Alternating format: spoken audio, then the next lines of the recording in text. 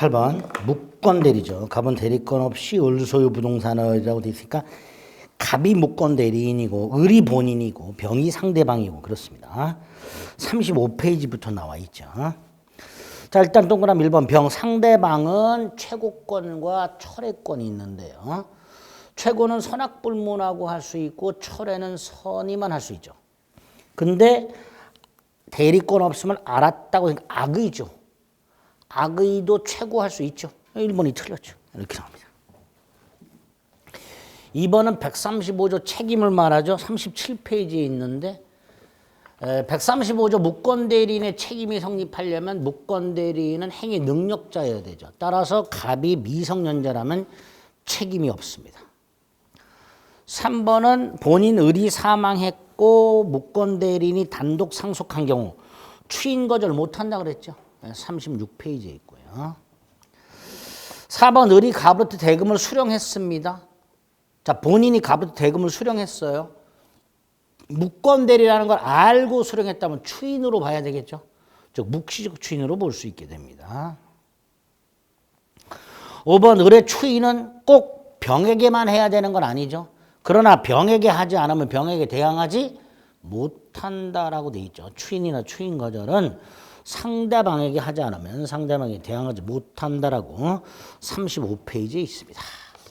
무권 대리도 철저하게 정리해 주셔야 돼요. 1번이 틀렸죠. 2번은 갑은 을 소유 네? 제가 책에서 네. 일부를 수령하면서 네. 일부 체인이라든가 내용 증명할 때 상대방 동의가 필요하다고 네. 봤는데 네. 이거는 그거 아니에요? 네. 일부 수령했어요. 근데 상대방 동의가 필요해야 추인 아닌가? 특별한 사정이 없다고 돼 있잖아요. 그렇게 생각하시면 되죠.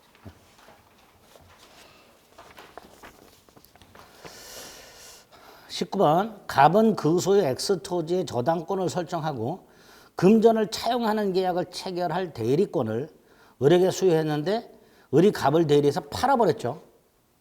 그러면 금전을 차용할 대리권을 넘었죠. 일단 무권 대리죠. 다만 권한 넘은 표현 대리가 성립할 수도 있지요. 결국은 이 문제는 무권 대리인데 39페이지 권한 넘은 표현 대리를 물어보고 있다라고 생각하시면 돼요. 39페이지 보면 권한 넘은 표현 대리가 있습니다. 그리고 이제 표현 대리 문제가 나오면 표현 대리의 기본적인 효과들과 관련된 몇 가지 질문들이 추가적으로 나오게 됩니다. 대표적인 게 1번과 4번이죠. 38페이지에 표현 대리의 기본적인 효과가 나오는데 그중에 동그라미 1번 표현 대리가 성립했다 하더라도 무권 대리가 유권 대리로 바뀌는 건 아니니까 상대방 병이 유권 대리만 주장하고 있다면 그 주장 속에는 무권 대리의 일종인 표현 대리의 주장이 포함되어 있지 않다 그랬죠. 그러니까 1번 틀렸죠. 4번 표현 대리가 성립하게 되면 본인은 전적인 책임을 져야 되고 본인 갑의 책임은 경감될 수가 없다 그랬습니다. 그러니까 4번도 틀렸죠. 그게 이제 38페이지에 나와 있고요. 2번은 병이 계약 체결 당시 을에게 계약 체결 대리권이 없다는 걸 알았어요. 악의죠. 악의라도 뭐가 인정된다 그랬죠? 최고권 인정된다 그랬죠. 일단 무권 대리인데 상대방이 악의다 최고 인정된다 그랬습니다. 2번이 답이 되죠.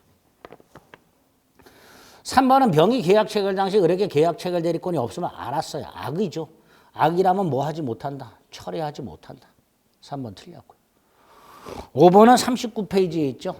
대리 행위가 권한을 넘은 대리라고 표현 대리라고 주장하는 경우에 을에게 계약 체결 대리권이 있다고 병이 믿을 만한 정당한 이유가 있는가는 행위 당시를 기준으로 계약 성립 이후가 아니라 계약 성립 당시 사정을 기준으로 판단한다 그랬습니다. 계약 이후 사정은 고려하지 않는다 그랬습니다. 그래서 다 틀렸고 2번만 옳은 지문이 되죠. 20번은 무효고요. 동그라미 1번은 일부 무효죠. 일부 무효는 41페이지에 있습니다. 137조 조문이 있죠.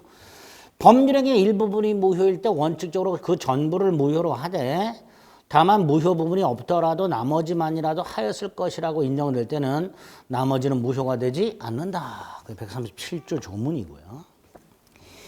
2번은 무효행위의 전환이라고 44페이지에 있습니다. 무효인 법률행위가 다른 행위 요건을 구비하고 있고 당사자가 무효를 알았더라면 다른 행위를 하였으리라 인정되는 경우에 그 다른 행위의 효력을 인정하고 있죠. 그게 44페이지 무효행위 전환이고요. 3번은 무효행위 추인이죠. 43페이지에 있는데요. 139조에 이렇게 되어 있죠. 무효인 법률행위는 추인하더라도 효력이 없다. 다만 당사자가 무효임을 알고 추인하면 새로운 행위로 본다 그랬는데 당연히 무효 원인이 소멸이 돼야 됩니다. 무효 원인이 소멸할 것, 그게 요건입니다. 43페이지에 있습니다. 따라서 무효 원인이 소멸되기 전이라면 새로운 행위로 볼 수가 없습니다. 무효 행위 추인이 인정이 되려면 상대적 무효, 가장매매 같은 상대적 무효여야 되고요. 무효 원인이 소멸해야 되고요. 무효임을 알고 추인해야 됩니다. 그래야 새로운 행위로 보게 됩니다. 4번 추인은 의사표시고 단독행위입니다. 명시적으로 할 수도 있고 묵시적으로 할 수도 있죠. 5번은 토지거래 허가구역 내에서 나오죠. 42페이지에 나옵니다. 거기에 확정적 무효로 되는데 귀책 사유가 있는 자라 하더라도 무효를 주장할 수 있다라고 되어 있습니다. 토지거래 허가 신청 절차에 협력할 의무를 이행하지 아니함으로써 계약을 확정적으로 무효로 만든 확정적 무효가 되는데 귀책 사유 있는 자라 하더라도 무효를 주장할 수 있다라고 되어 있습니다. 42페이지에 있고요. 토지거래 허가구역 내에서 토지거래 허가 전 거래 행위와 관련된 법률 효과 또 반드시 정리를 해 주셔야 돼요. 21번에 나와 있죠. 허가를 받을 것을 전제로 계약을 했다. 1번 허가 신청 절차 협력 의무가 있죠.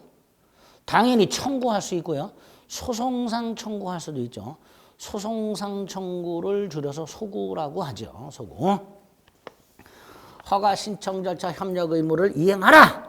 라는 소송을 제기할 수도 있습니다.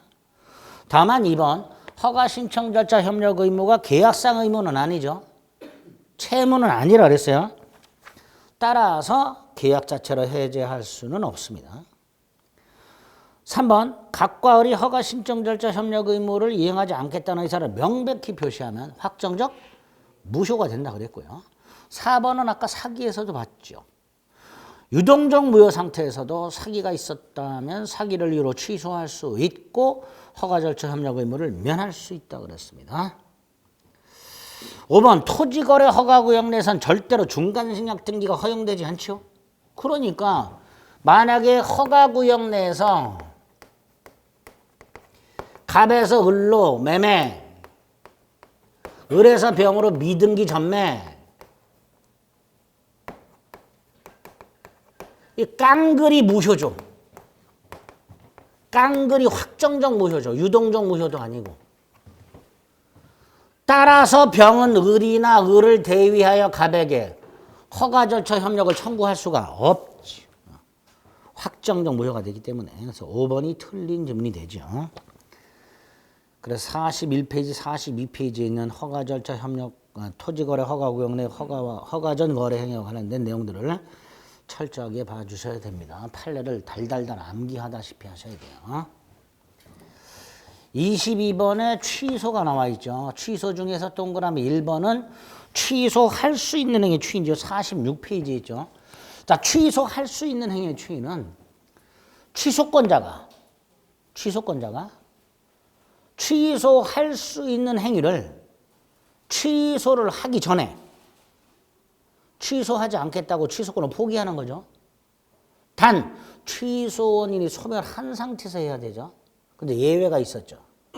법정 대리인이 추인하는 경우에는 취소 원인이 소멸하기 전에도 할 수 있었죠. 그게 1번이죠. 틀렸죠. 47페이지에 있습니다. 예외죠. 제한능력자의 법률행위에 대한 법정 대리인의 추인은 취소 원인이 소멸되기 전에 해도 그 효력이 있다라고 해야 되죠. 2번도 47페이지에 있죠. 법정 추인. 취소할 수 있는 행위에 대해서 취소 원인이 소멸한 후에 이의를 보류하지 아니한 채 전부나 일부를 이행하거나 이행을 청구하거나 경계계약을 하거나 담보를 제공하거나 권리를 양도하거나 강제집행이 있는 경우에 추인한 것으로 보죠. 자, 여기서 이행의 청구와 양도는 취소권자가 하는 경우만 법정 추인이라고 했습니다. 따라서 권리를 취소권자의 상대방이 양도하는 것은 법정 추인이 아니다 그랬습니다. 역시 47페이지에 있고요. 3번도 마찬가지죠. 취소를 전제로 하는 소송상의 이행 청구 속에는 취소 의사 표시가 포함되어 있죠. 45페이지에 있습니다. 취소는 명시적으로 할 수도 있고 묵시적으로 할 수도 있기 때문에 반드시 취소를 명시적으로 취소하겠다라고 할 필요는 없고 취소를 전제로 하는 청구나 거절 속에는 취소 의사 표시가 포함되어 있다 그랬습니다. 45페이지에 있고요. 4번은 역시 법정 추인이죠. 47페이지. 취소권자가 이의를 보류하지 아니한 채 이행을 청구하게 되면 추인한 것으로 본다. 이렇게 되겠죠. 5번은 취소권자가 취소할 수 있는 행위를 추인했죠. 다시 말해서 취소권을 포기했죠. 그죠? 그러면 취소권을 포기했으니까 다시 취소할 수는 없다. 이렇게 되겠죠. 47페이지 역시 추인의 효과에 나와 있습니다. 틀린 건 1번이죠. 23번의 조건이죠. 동그라미 보면 입증 책임이죠. 51페이지에 있습니다. 어떤 행위가 정지 조건부 행위에 해당한다는 사실 무효주장자가 증명해야 되죠. 무효주장자가. 또 어떤 행위에 조건이 붙어 있다는 사실 그 조건의 존재를 주장하는 자가 증명해야 되죠. 두 가지가 같은 의미입니다. 반면에 정지 조건이 성취되었다는 사실은 유효 주장자가 증명해야죠.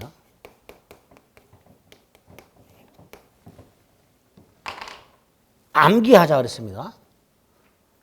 정지 조건부 행위에 해당한다는 사실은 무효 주장자가, 조건이 붙어 있다는 사실은 존재를 주장하는 자가, 정지 조건이 성취했다는 사실은 유효를 주장하는 자가 증명해야만 됩니다.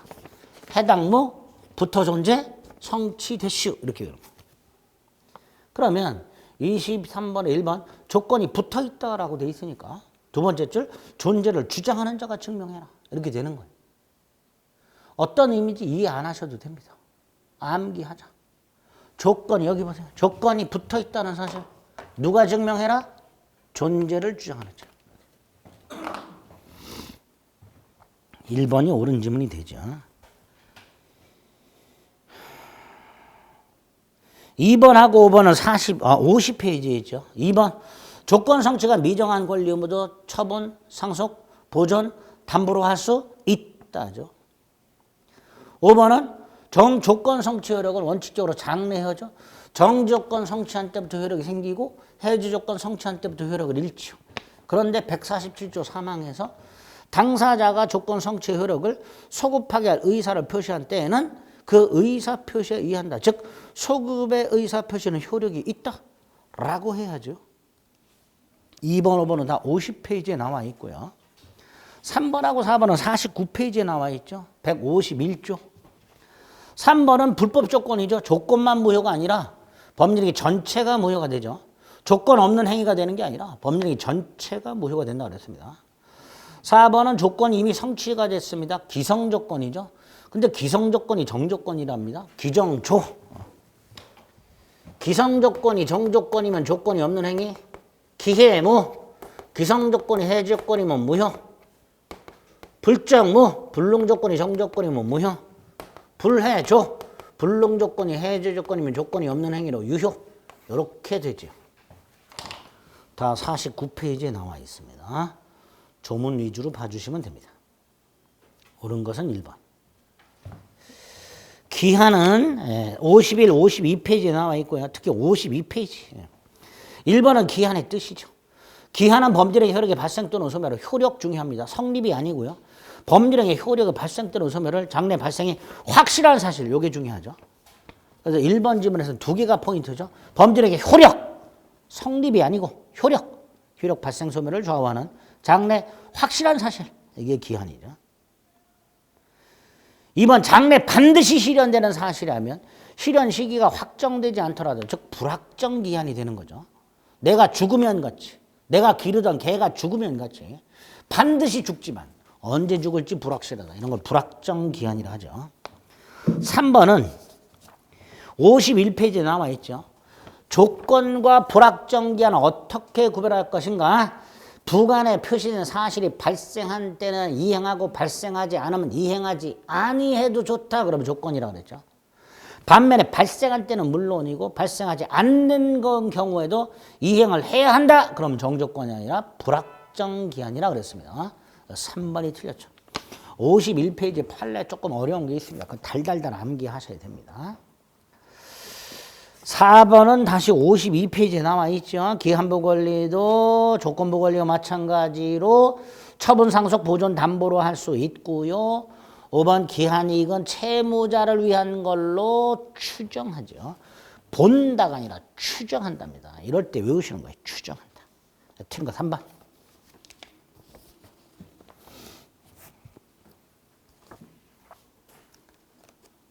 25번 물권의 객체라고 되어 있습니다. 물권의 객체는 물건에 관한 건데요. 물건에 관한 건 이제 56, 57페이지에 나와 있죠. 특히 이제 일몰일권주의 조심하시면 되는데, 동그라미 1번 부동산에 부속된 동산을 분리하면 그 동산의 경제적 가치가 없다. 그럼 무슨 뜻이에요? 부합되었다 이런 뜻이죠. 그럼 이 동산은 누구 거? 부동산 소유자의 소유에 귀속이 되죠. 요거는 89페이지에 있습니다.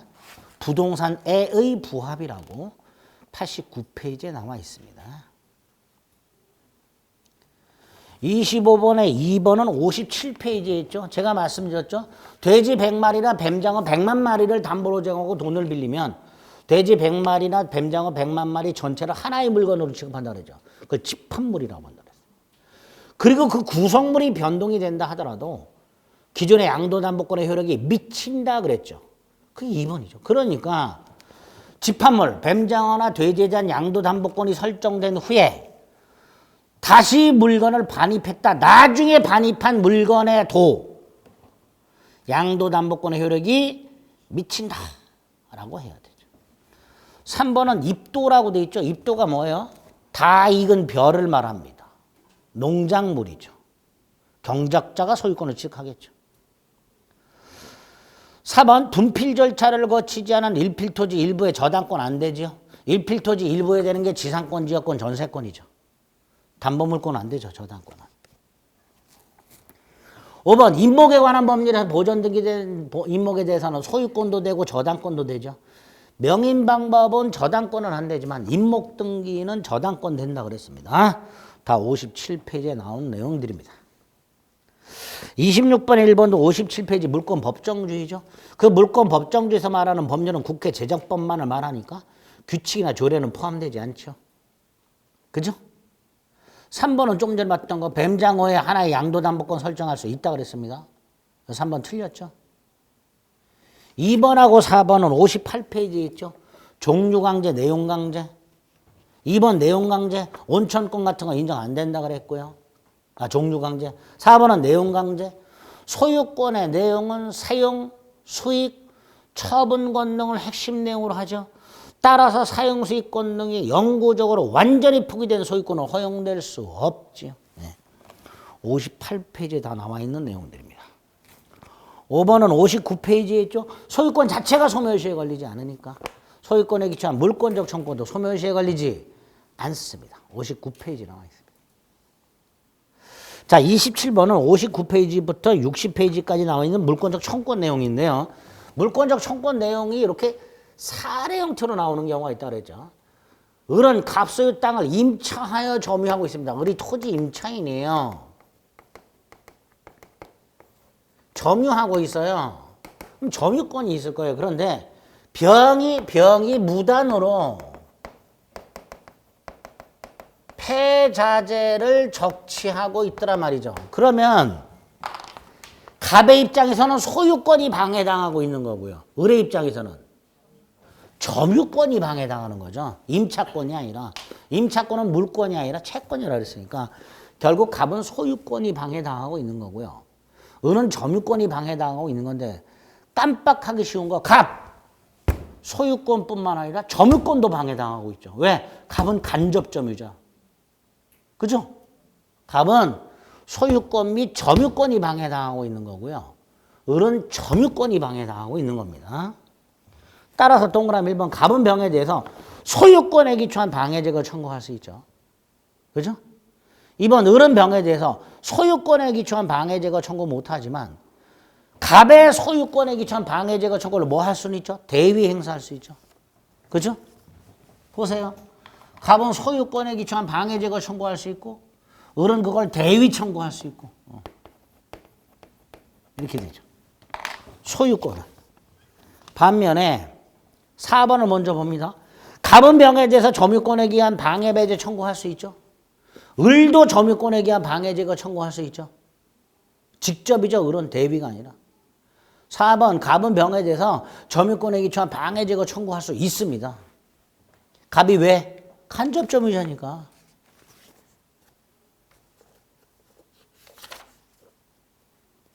(73, 74페이지에) 가면 간접점유가 나와요. 그리고 74페이지 207조에서 간접점유자도 점유권에 기초한 방해제거 청구할 수 있도록 되어 있습니다. 그러니까 3번이 틀렸죠. 을의 점유권에 기초한 방해제거 청구를 갑이 대위 행사하는 게 아니고 갑 자신의 방해제거 청구권이 있단 말이죠. 왜? 갑은 간접점유자니까. 임대인이잖아요. 그죠? 문제를 보고 그게 파악이 돼야 돼요. 갑과 을 사이가 간접점유, 직접점유 관계라는 걸 파악이 돼야 됩니다. 74, 75페이지를 통해서. 아니다. 73, 74페이지인가? 예. 73, 74페이지를 통해서 갑은 간접점유자라는 걸 파악이 돼야 됩니다. 3번은 병이 X 토지를 자신 것으로 오신하고 건축 폐자재를 적치한 경우, 다시 말해서 병에게 고의과실이 없어요. 그래도 을은 물권적 조건 행사할 수 있죠. 물권적 조건 행사 요건에 취미자의 고의과실은 요건이 아니라 그랬으니까 을은 병에 대해서 점유권에 기초한 방해제거 청구할 수 있습니다. 물권적 조건 행사 요건이죠. 59페이지에 나와 있습니다. 침해자나 방해자의 고의과실을 요건으로 하지 않는다. 그거를 이런 지문으로 출제를 한 겁니다. 5번은 X토지에 대한 계약이 종료되면 갑은 을에게 계약상 반환 청구할 수 있죠. 계약상 반환 청구권은 채권적 청구권이죠. 그죠? 여기 보세요. 갑과 을 사이의 임대차 계약이 종료가 되면 갑은 을에게 반환 조건이 두 개예요. 계약상 반환 청구권과 소유권에 기초한 반환 청구권 두 개. 그 내용은 60페이지에 나와 있습니다. 계약상 청구권과 물권적 청구권의 관계라고 해서 계약관계가 종료가 되면 계약관계에 기초한 반환 청구권 하나, 소유권에 기초한 반환 청구권 하나, 이렇게 두 가지 청구권이 발생하게 됩니다. 그래서 5번 지문은 60페이지 확인해 보시면 됩니다. 틀린 거 4번이 되겠죠. 28번 부동산 물권 변동 및 등기에 관한 것이라고 되어 있죠. 동그라미 1번은 가등기의 효력이라고 66페이지에 나와 있죠. 가등기에 기초한 본등기하게 되면 순위는 소급하지만 물권 변동의 효력, 즉 소유권 취득의 효력은 소급하지 않지요. 1번 틀렸죠. 2번은 등기는 권리의 존속 요건이 아니라 그랬죠. 63페이지에 있습니다. 따라서 등기가 불법적으로 말소됐다. 회복 등기하기 전이라 하더라도 말소된 등기 명의는 여전히 적법한 권리자로 추정이 되죠. 그죠? 등기는 권리의 존속 요건이 아니라 했습니다. 63페이지에도 있고요. 70페이지에도 있습니다. 자, 3번은 그냥 기억하세요. 합의자가 합의 지분을 포기했다라고 되어 있죠. 합의 지분의 포기는 법률행위입니다. 법률행위니까 등기해야 됩니다. 63페이지에 있습니다. 63페이지에 보면 조합관계의 탈퇴라는 말이 나오는데 조합관계의 탈퇴가 합의 지분의 포기라고 생각하시면 돼요. 두 번째, 부동산 합의 지분의 포기는 법률행위입니다. 따라서 등기해야 됩니다. 우리 공시법에서 공부하셨잖아요. 합유가 되면 합유로 등기되고 합유자를 등기하잖아요. 그 중에 한 사람이 지분을 포기했어요. 그럼 얘는 합유자에서 빼야 될 거 아니에요. 그 등기를 해야 된단 말이죠. 법률 행위니까. 따라서 3번도 틀렸고요. 3번은 63페이지 보시면 되고요. 4번은 다시 등기의 추정력이 깨지는 거 70페이지에 가면 있죠. 매매로 인한 소유권 이전 등기에서 등기 명의자가 주장했다 하더라도 추정력은 깨지지 않죠. 등기 명의자는 주장할 필요도 없고 인정받을 필요도 없죠. 등기부에 등기 원인이 매매로 돼 있다. 근데 등기 명의자가 증여를 주장하고 있다. 나가 그게 인정되지 않는다 하더라도 등기의 추정력은 깨지지 않는다. 그거 말하고 있습니다. 5번도 70페이지에 있죠. 죽은 사람 이름으로 등기가 신청됐어요. 추정력 깨지죠. 죽은 사람 이름으로 신청돼서 격리된 등기는 원칙적으로 추정력이 깨지게 됩니다. 그래서 5번도 틀렸죠. 70페이지에 보면 나오고 있습니다. 4번, 5번. 29번, 1번. 전부 멸실된 건물의 보존등기를 신축 건물의 보존등기로 유용할 수 있다 없다? 안 되지요. 67페이지 있습니다. 표제부 유용은 절대로 허용되지 않는다. 2번은 다시 70페이지에 있죠. 등기의 추정력 중에 인적 범위.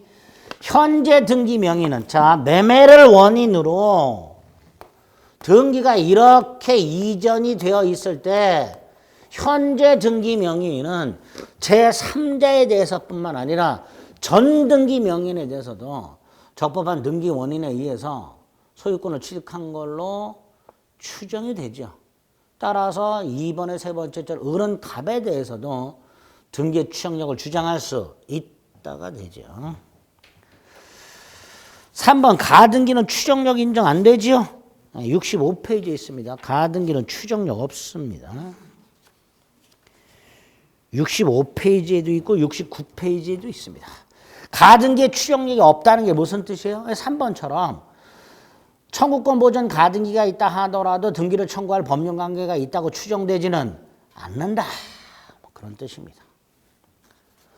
4번은 가등기 효력과 관련해서 66페이지에 있죠.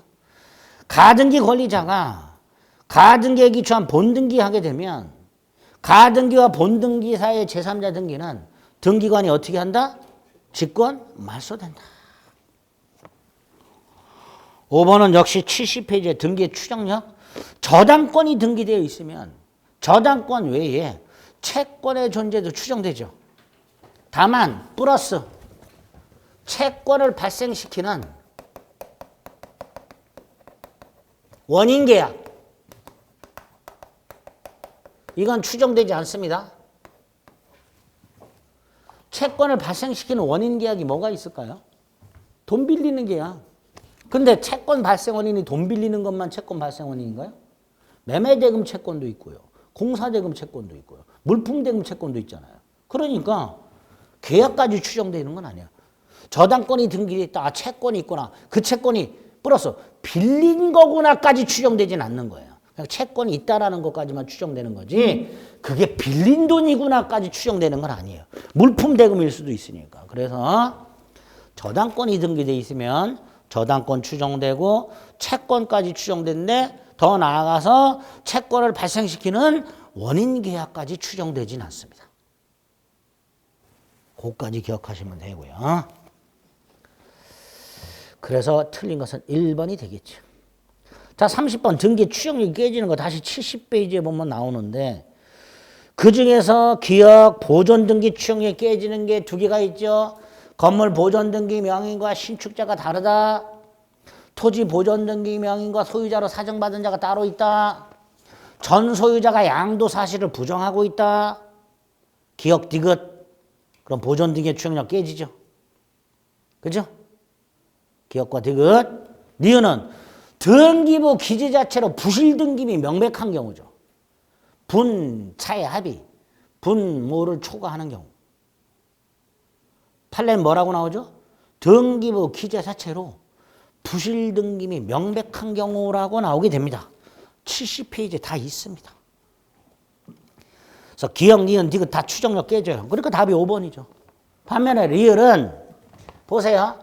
갑이 미성년자인데 부모가 있어요. 법정 대리인.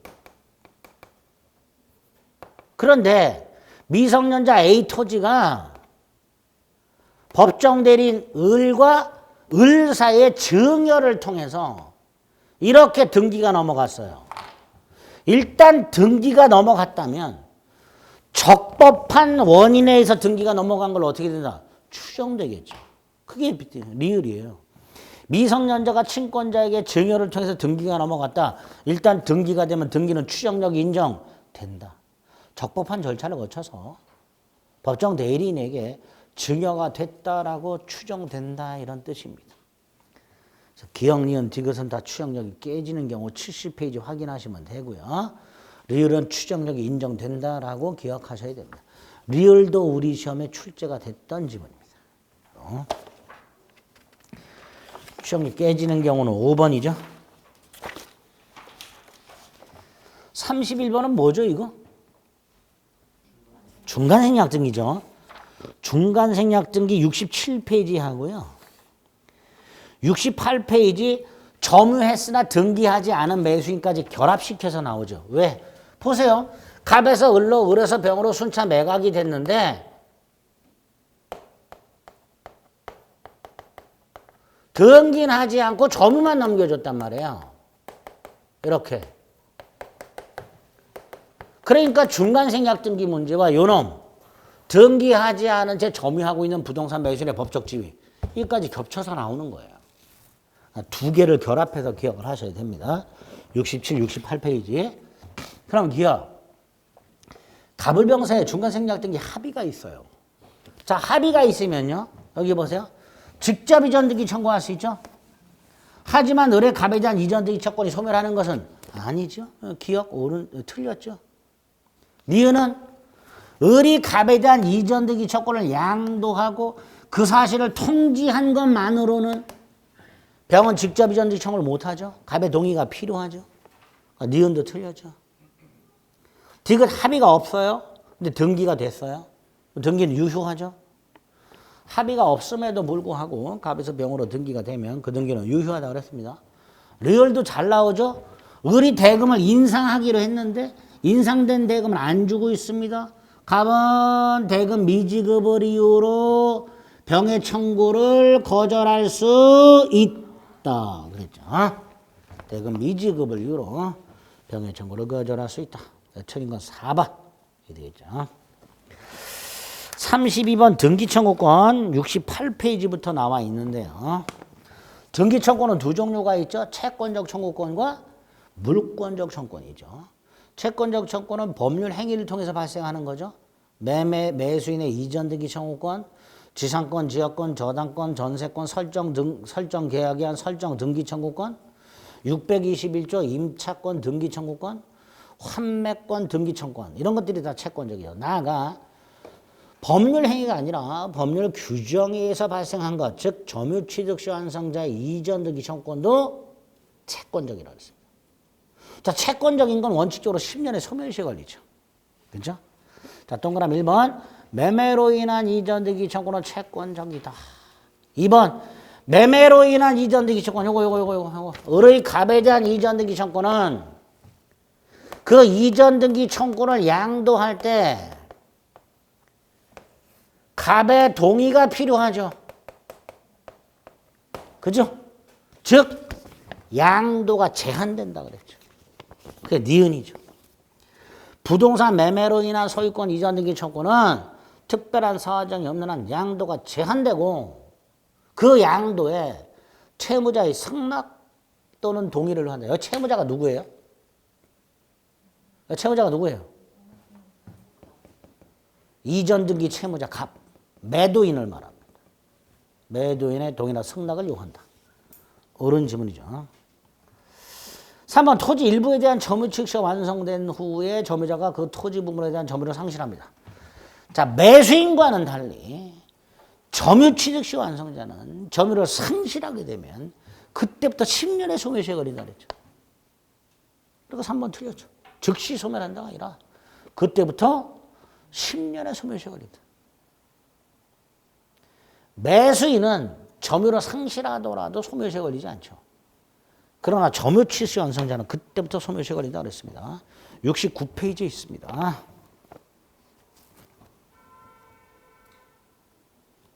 그다음에 4번 취득시 완성자 이전등기 청구는 자 여기 보세요. 매수인의 이전등기 청구는 동의가 필요하죠. 그런데 갑소유 땅의 을이 20년을 점유함으로써 취득시효가 완성되었을 때 그 이전 등기 청구권은 양도할 때 갑의 동의 필요 있다 없다? 없지. 이것도 다르죠. 그래서 매수인의 이전 등기 청구를 양도할 때는 매도인의 동의를 필요하지만 점유 취득시 완성자 이전 등기 청구를 양도할 때는 시 완성 당시 소유자의 동의는 필요가 없죠. 통지만 하면 되죠. 그게 4번이죠. 그래서 취득시효 완성으로 인한 소유권 이전 등기 청구권 양도는 등기 의무자에게 통지함으로써 대항할 수 있다. 옳은 지문이죠.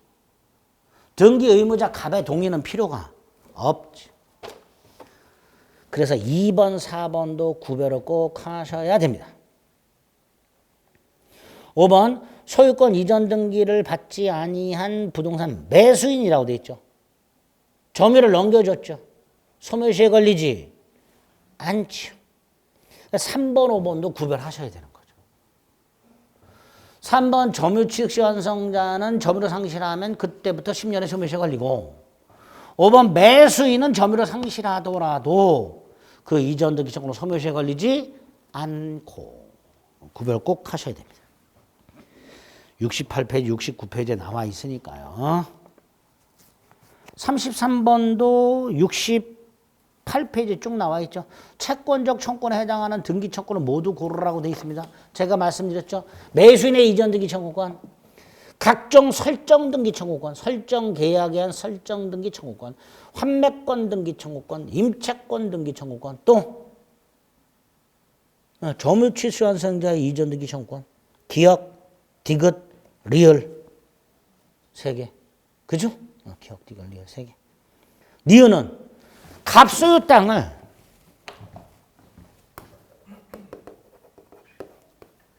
을이 서류를 위조해서 등기했어요. 무효죠. 소유권은 여전히 얘한테 있죠. 얘는 말소 등기나 진정 명의회복에 의한 이전 등기 청구할 수 있죠. 물권적이죠. 물권적이죠. 그래서 니은은 물권적 청구권이 됩니다.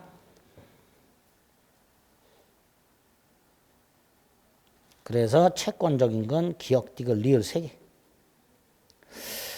34번에 물권의 소멸 1번 또 나왔어요. 부동산 합의 지분의 포기. 등기해야 된다 그랬죠. 34번에 2번은 혼동이죠. 71페이지에 나와 있죠. 조문이 191조 1항. 동일한 물건에 대해서 소유권과 제한물권이 동일한 사람에게 귀속된 경우 그 제한물권을 소멸하지만 단 두 가지 중에 하나,